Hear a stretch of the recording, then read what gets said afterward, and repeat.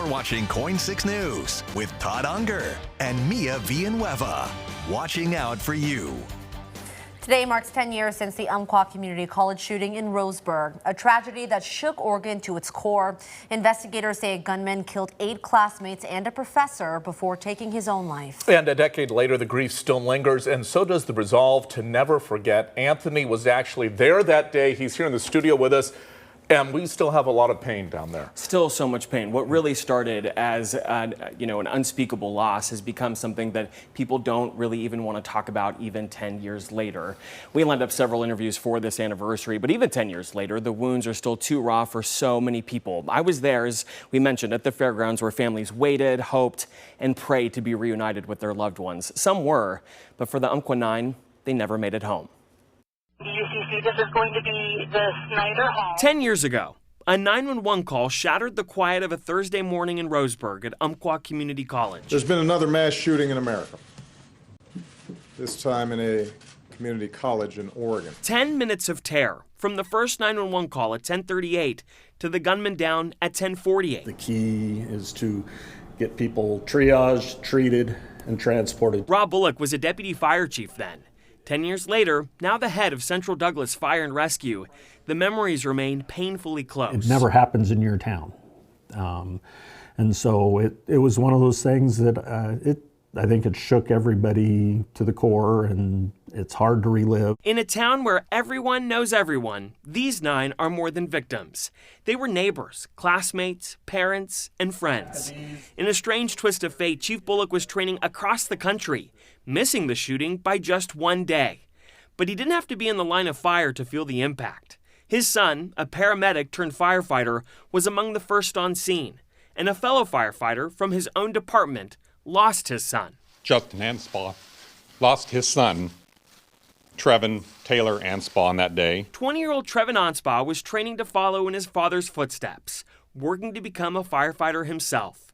His family says he was larger than life, always lifting others up. He lived with purpose and died a hero. His last act was to actually roll over on top of somebody and shielded her, and she survived. That was his last act, was to worry about someone else. Trevin gave his life, but others showed courage too.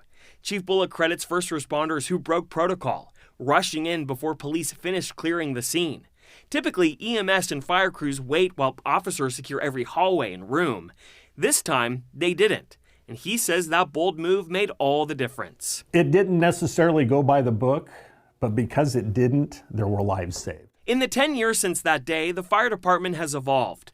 They now prioritize mental health with regular trainings and peer support, helping firefighters cope with trauma. Chief Bullock says the previous chief retired because of his own mental health struggles from the shooting. But these changes are what allow Bullock to keep serving today. He says though they rarely talk about October 1st, 2015, the pain and understanding run deep. People that were actually there, nobody wants to talk about it. They want to, keep it buried somewhere. Bullock learned that speaking out is part of healing. Silence only deepens the pain. Over time, he realized the real danger isn't in remembering, it's in forgetting. For the first 3, 4, or 5 years, it's like, it's this huge thing, and then it just slowly kind of fades away. And you don't want it to go away, because if you forget, you'll forget the lessons learned. Don't forget the lessons learned, he says. Today, students, staff, and even survivors spent the day giving back, followed by a moment of silence at the memorial overlooking the river. Certainly a somber way to honor the lives lost 10 years later. Todd, Mia, back to you. Yeah, Anthony, thank you so much for covering this. You touched on it, but I know it's uncomfortable. These stories are sometimes to look back on.